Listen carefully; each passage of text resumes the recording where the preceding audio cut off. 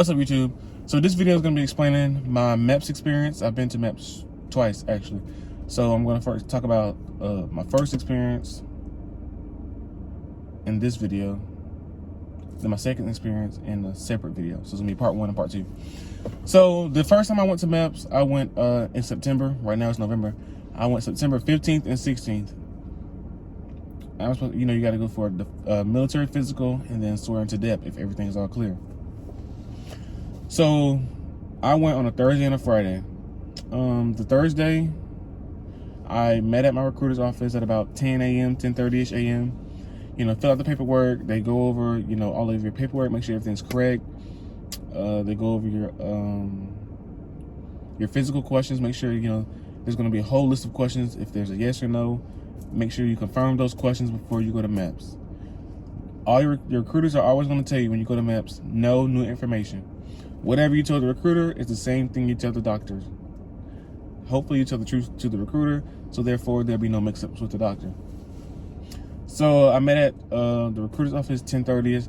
Then we went over all the paperwork. The shuttle came around 11. The first time I went, there was only me and 2 other guys. There was one guy that was also Air Force and one guy that was going to the Navy. So our Meps is in Jacksonville, Florida. I live in Georgia, so our closest Meps is in Jacksonville, Florida.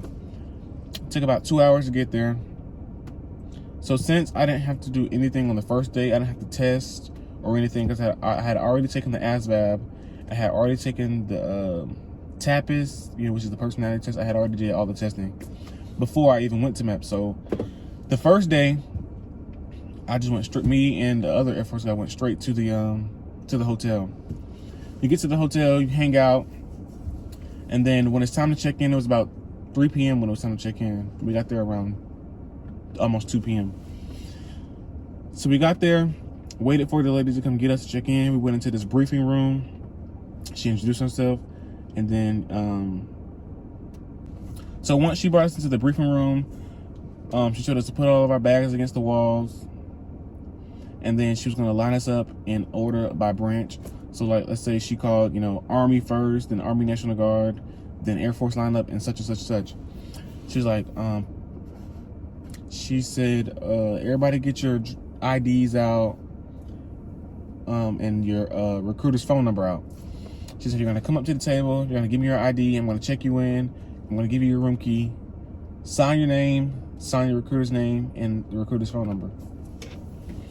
So as we did that, everybody sat down. We had these papers. She gave us these different papers, basically stating the rules of the hotel, rules of Meps, the schedule, what time is wake-up call, dinner, breakfast, all that. So then the briefing was only about 10 minutes. So she just introduced herself. She read over the paperwork, talked about her experience working for, Meps and everything, and all that. Basically saying the do's and don'ts, which was common sense and everything. She basically said if we had any questions, we could ask her, contact her if we had any problems or anything like that. And so they also had a game room downstairs, which we could play in or use or whatever until curfew, which was at 10. But I didn't stay downstairs. I went up to my room and I just talked with my roommate the whole time until he left. He had went downstairs to the game room. So here's the front door coming into the room, into the main living area. There's a couch. Then to the right, there is the main TV, the dining table, and then the front main sink. Then there's a mirror at the sink. There's me. Then there's the bathroom to the left, and then coming into the bedroom, you can see the lamp, the mirror, the TV stand, 2 beds. My bed was on the left. Then there is the desk with the mirror. Then our view from the window. Not much. Then here's another view. So for the rest of the first night, I just hung out in the room and talked to my roommate. We were just asking each other about our different branches. He was going to the Navy. And he was from, I think he was from Florida. Yeah, he was from Florida. So he was telling me about the Navy. I was telling him about the Air Force. We was asking each other how long we planned to serve and all that good stuff, whatever. And we were just wishing each other good luck. So went to bed, woke up the next morning, 4:30. It's the day of the physical. Woke up about 4:30-ish, had to be downstairs by 5 for roll call. We went downstairs. We all lined up, got our IDs and the room key. When you go downstairs, make sure you stay with your roommate. If you're in the front of the line and your roommate is behind you somewhere in the back of the line, they're going to tell you to go to the back or either just go find your roommate, you know. You have to be with your roommate. You both have to turn in your keys to check out at the same time. After you turn in your keys and check out, you go get breakfast, which was not good at all. The breakfast wasn't good, and dinner the night before wasn't good. Oh, I skipped past that. So the night before we woke up, whatever, I did go to dinner. And I'm going to insert videos of what the dinner was. It was like some chicken, potatoes, and a salad. Chicken and potatoes, disgusting. It was terrible. A salad was good. That was good. Especially it was a salad with ranch. That was good. I ate that. And so yeah, I sat down the stairs from about 6 p.m. to like a little after 7 or so for dinner the night before. So now we're at the park the next day for breakfast, the day of the physical at Meps. So we ate the breakfast. We started lining up for the bus around 5:45. We left to head to Meps around 6. Everybody gets on this bus. No matter if you're whatever branch you're going to, everybody goes to Meps together. So we drive to Meps. We line up outside, and they tell you to take all your belts off because you have to go through the metal detector and everything. They tell you no weapons of any sort. Make sure you don't bring that in. If you have any weapons, vapes, lighters, anything, turn it in now before you even go inside, because if you go inside with that, you can get in trouble. You can even be disqualified from joining the military. So basically, once they did that pre-brief of Meps, we're standing outside, and once he finished, the security officer finished with that, there was an army man. He was a sergeant. I don't know. I think he was a sergeant. So the army guy came. He talked to us, basically reiterated what the security officer said. And then he lined us up by branch to go in. So the first time I went to Meps, their machine was broken. So like when you put your bags and stuff in, it goes to the machine to scan it. It was broken. So it was moving. The line was moving really slow. You had to dump everything out. They had to search it, and then you had to put everything back in the bag. So that took a long time. So once you got in there, got your bags checked and everything, you go put your bag in this room.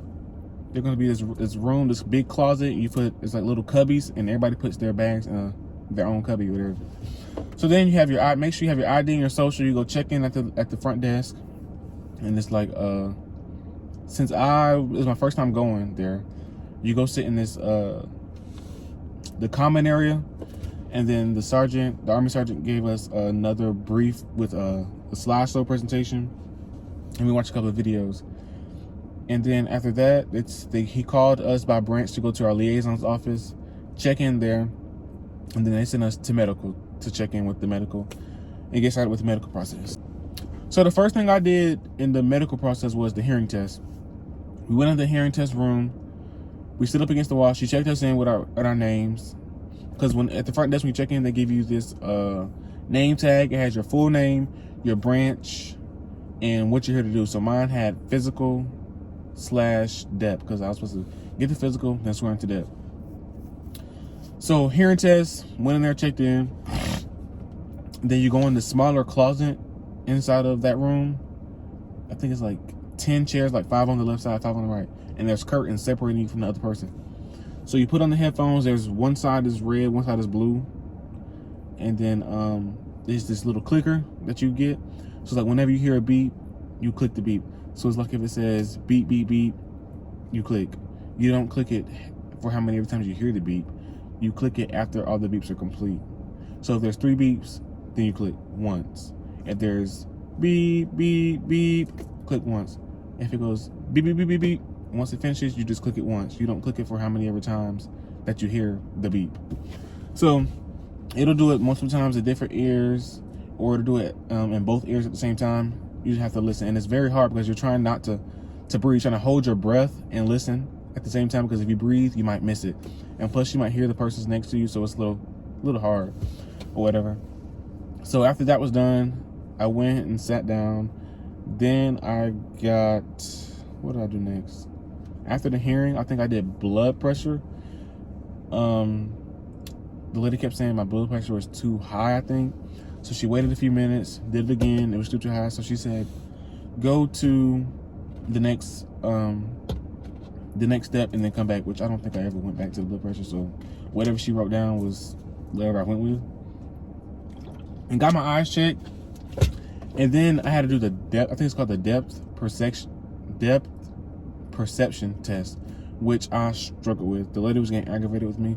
So it's like you put your face in this little machine, and there's like these different sections of circles, and they're in lines. I'm gonna put a picture of it on the screen.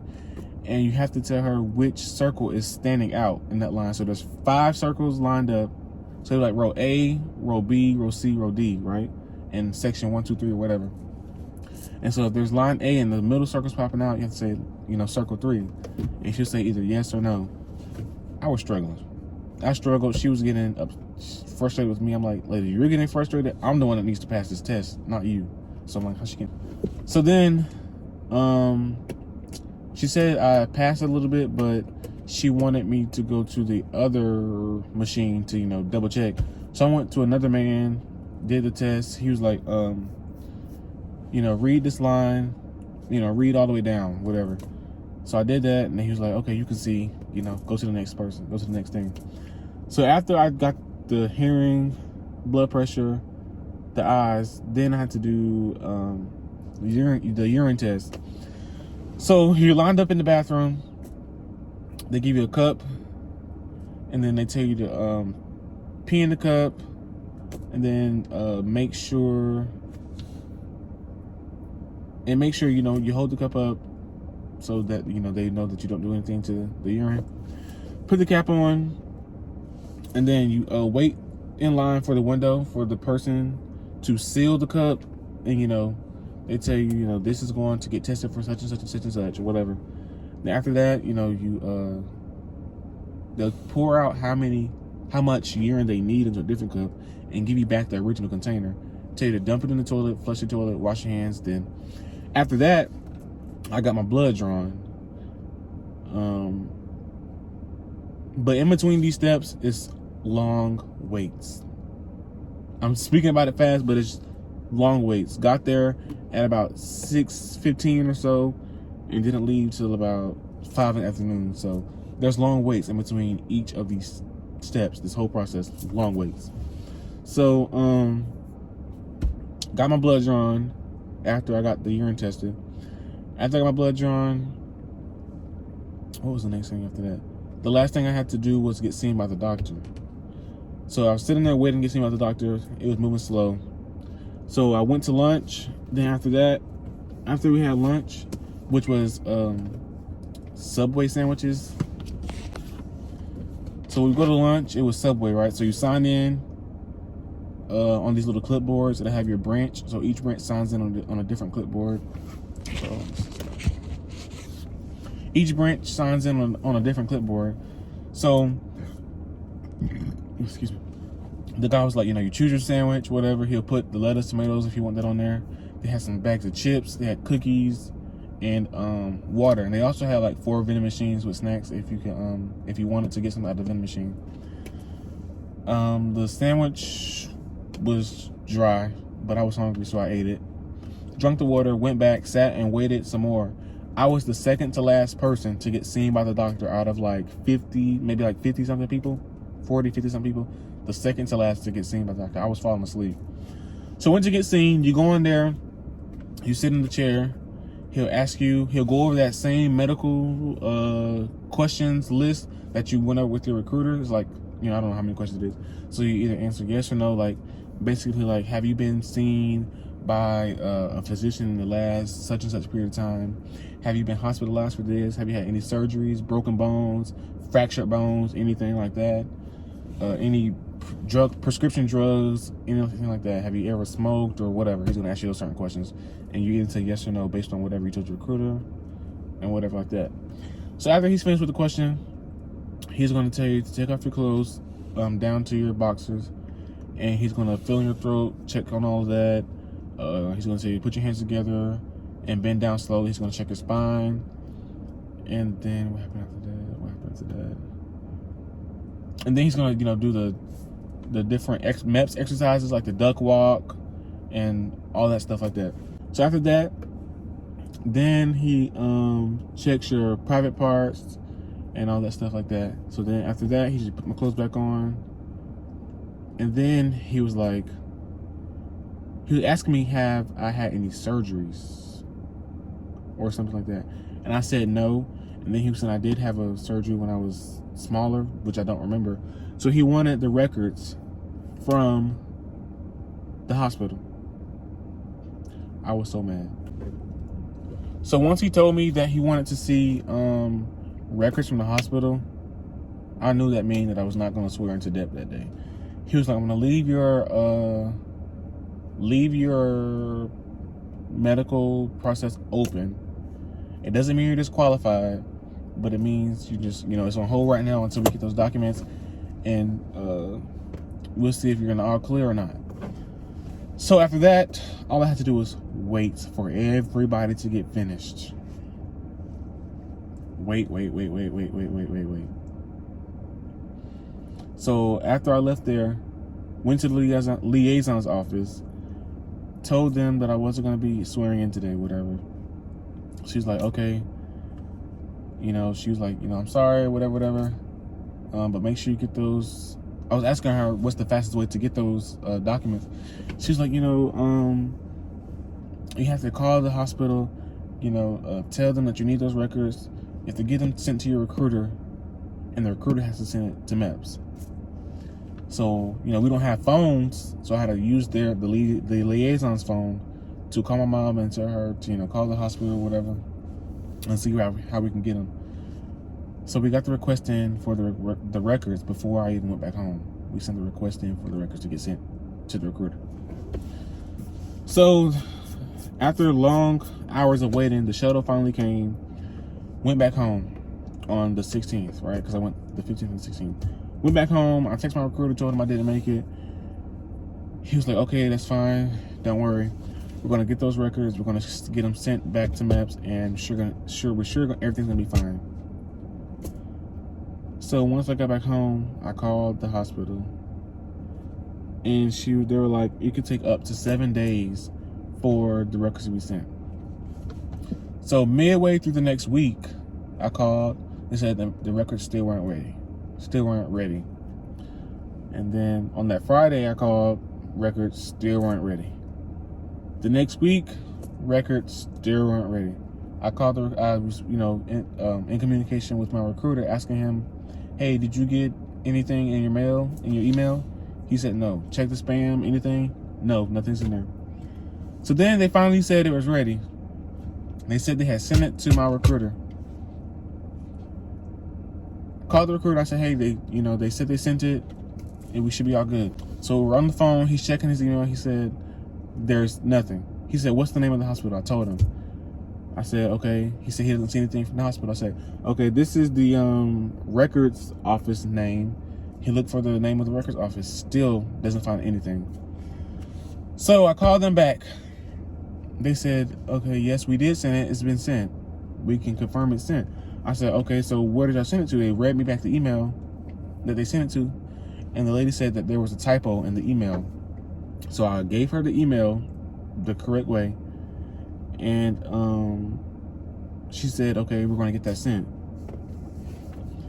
And then she's like, well, since the first time that you called and, said that you didn't get it the first time, we also sent it via paper mail, which said it was delivered, 2 days before, I just called this last time and found out about the typo.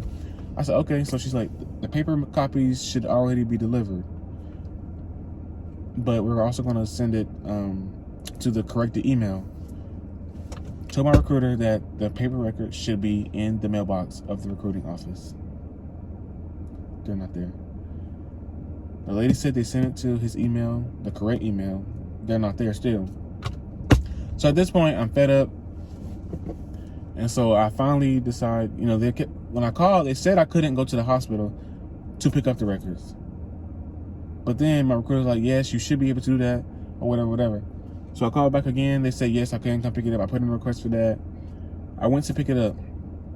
Came back home, turned in the records. paper records to the recruiting office.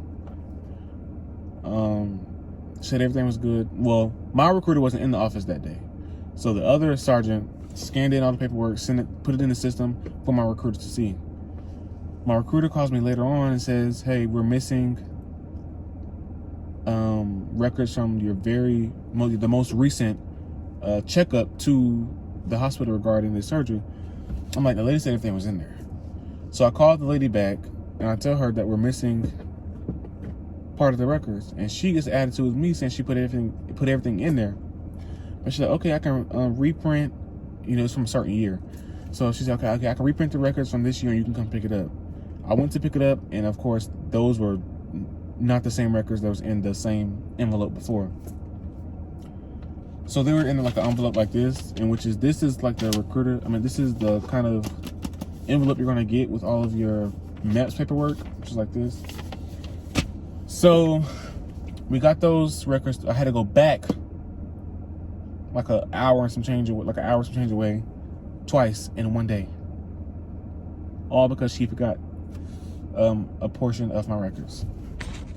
So we got those records turned in. The recruiter said it should be about maybe 2 to 3 weeks before we hear back, because there's about 20 or so pages of record information that Meps will have to review. So okay. So he called me about a week and a half or 2 weeks and said they gave you the all clear to continue with your process. We're going to schedule you another Meps date. And I was very excited.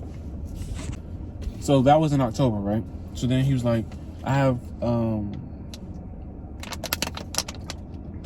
he said we have some available dates for November 7th and 8th, which was a Tuesday and Wednesday. He said, so now since you've already did your physical, all you have to do is go down there, check in with the liaison, do the X factor, which is, you lift the weights, because each job has a certain weight lift requirement. So you have to do the X factor machine, lift the weights, and then swear in. So on the 7th, since I have already tested, did my physical, I just went straight to the hotel. You waited to check in for the hotel, did the Meps brief, and then I hung out in my room.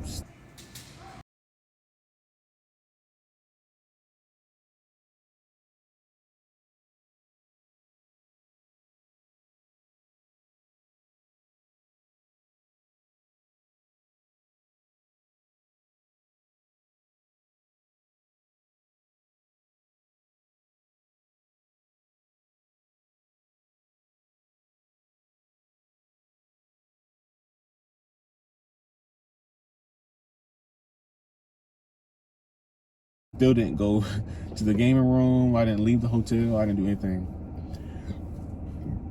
Ate dinner, which was much better than the first time. Ate dinner at 6 p.m. Stayed down there for about an hour and a half. Went back up to the room. This time, my roommate was also joining the Air Force. His name was, what was his name? His name was Alec. He was also joining the Air Force and everything. So we talked about different things like that. And so I think he said he wanted to do like special warfare or something like that, or I don't know, something like that. I think he said special warfare. So the next morning we woke up, went down at 5 to the lobby to do a roll call and check out of our rooms and get breakfast. Went to Meps at 6. Got there about 6:15 or whatever, and we had the again a pre-Meps briefing. You just reiterating the rules, regulations, no weapons, and all that. Line us up by branch. Checked in. This time the machines were working, so we just put our stuff, take off our belts, all jewelry, everything like that. Put all that in the bucket. It goes to the machine. You walk in the metal detector. All clear. Put your luggage in the cubby, check in. And this time, instead of waiting in the common area for the first time Meps briefing, you go into another room. Yeah, you go into a different room, and then they give you, just a safety briefing instead of a post-MEPS, a pre-MEPS briefing. So then, after that briefing, we checked in with our liaison. And after we checked in with our liaison, it's just waiting, a matter of waiting. It was only one person in my liaison office for hours. So he's working, trying to get everybody checked in and everything. They had to do the shippers first. So there's shippers, and then there's also people just coming to either first time or just to finish the physical or just to swear in or whatever, like that. So since it was just him in the office, sergeant, I don't know his name, whatever. So since it was just the one sergeant in the liaison office, he was in there by himself. It was taking a while. Then one other lady came in there. And then I was talking to another girl. I think her name was Shakira, if I'm not mistaken. I think her name was Shakira or Shakira. She was also joining the Air Force. So, I was telling her about, my plans, and she was telling me about her plans and everything. And she's 25. And she's been trying to join for a long time, but she's had many setbacks and everything like that. And so I was just telling her a bunch of information that I found out via my research and all that, whatever. A lot of information she didn't even know. There was a lot of stuff about basic and about the Air Force she did not know at all. So I went and talked with the sergeant. He was like, let's go do the X Factor machine. He demonstrated how to perform the proper X Factor machine movements and everything. Overhand. Yep.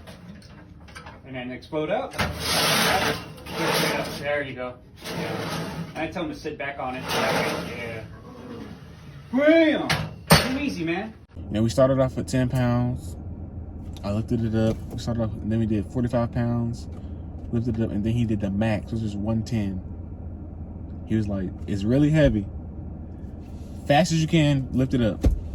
I lifted it up really fast, and once I got right here to above my head, my arms were struggling. But I did the max, went all the way up. I got a 100 on that. So basically, I had no problem getting a job based on when it comes to weightlifting requirements.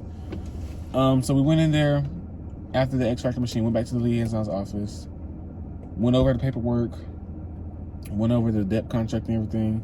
Then he told me to go check in with the front control desk, tell them I'm ready to check in.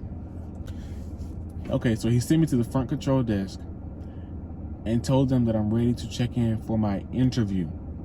Okay, so you have to do an interview, right? So then I waited.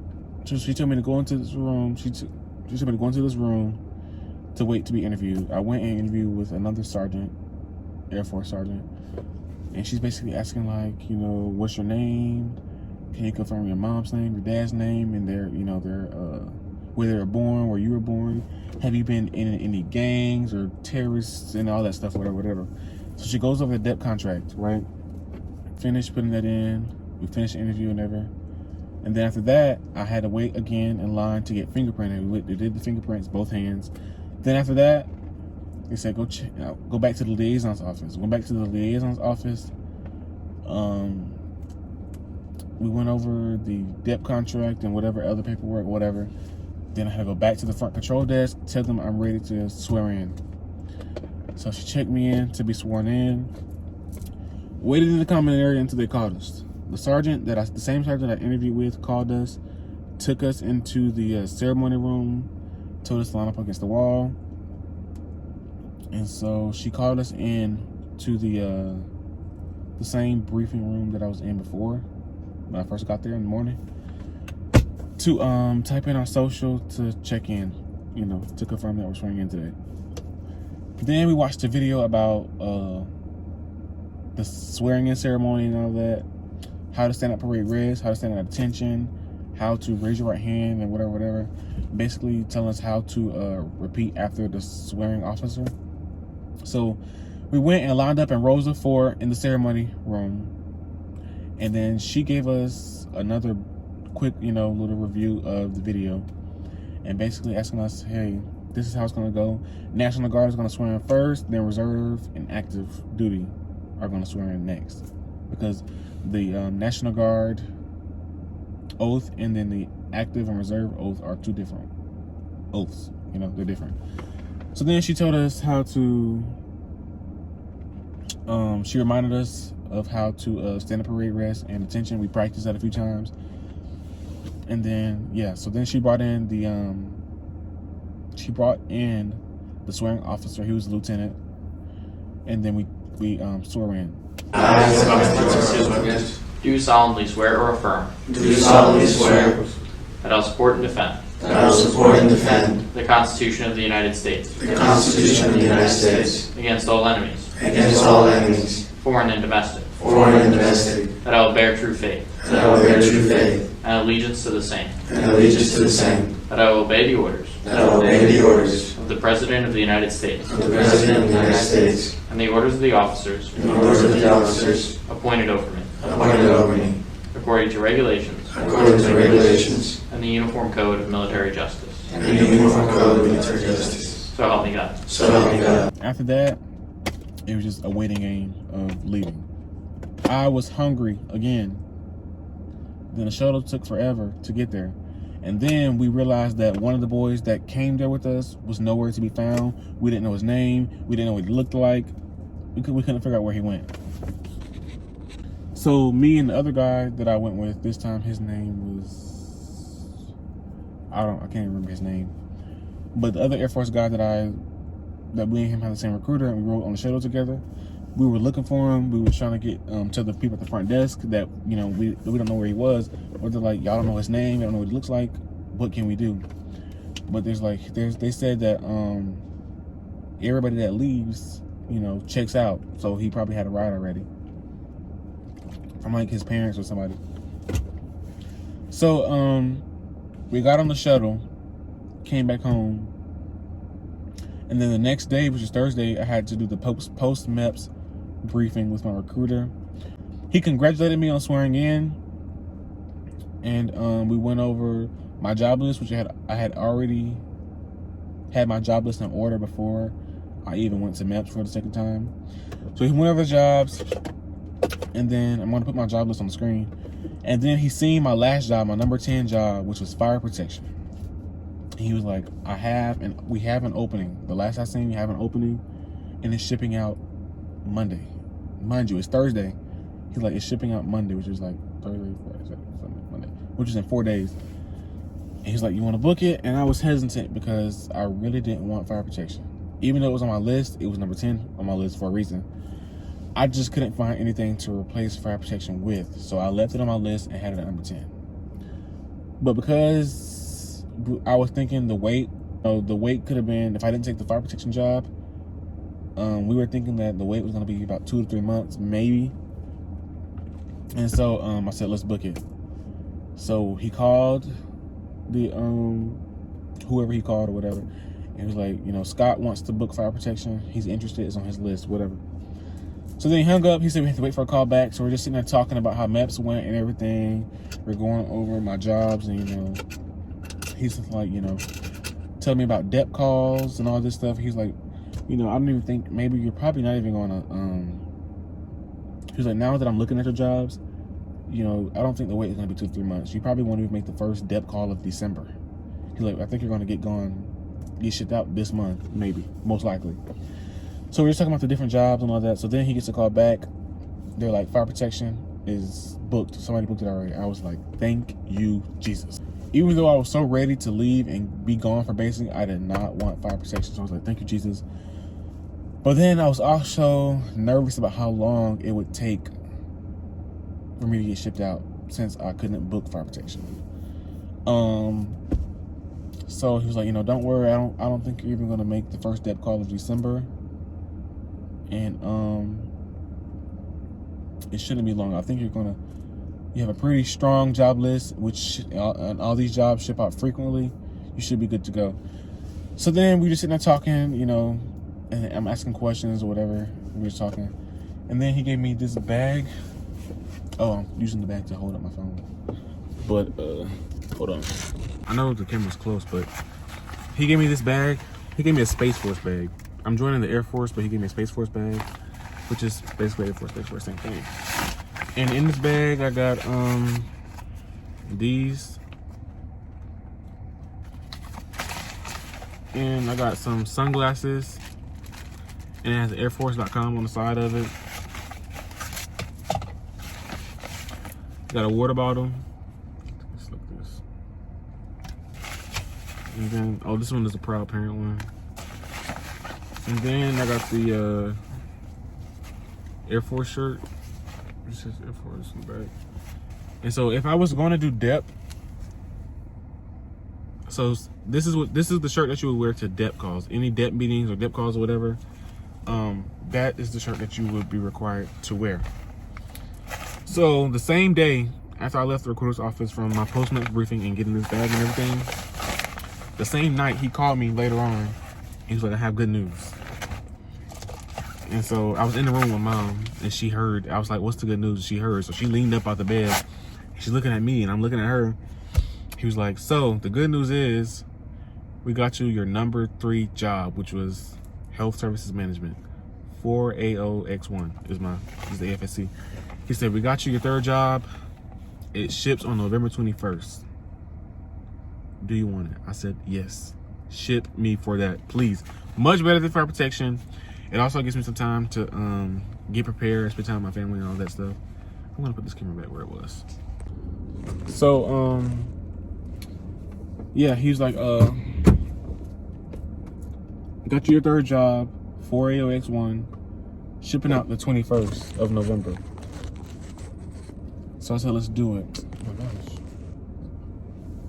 So yeah, that was that. And he was like, okay, so we're gonna get together, you know, before you leave, finish your paperwork and all that stuff like that. And so, yeah, I haven't talked to him since then. That was on the 9th. Today is the 13th. So, yeah, today's the 13th, and it is Sunday, and I leave next Monday, so I leave in 8 days to go to basic training. Yeah, so that's been my experience so far, and I will keep you guys updated, and I will be recording more footage before I leave for basic. Supposed to be having a going away party this weekend, so I'm most likely will record that and upload all these videos before I leave. Yeah, and that should be basically it. And I'm also going to give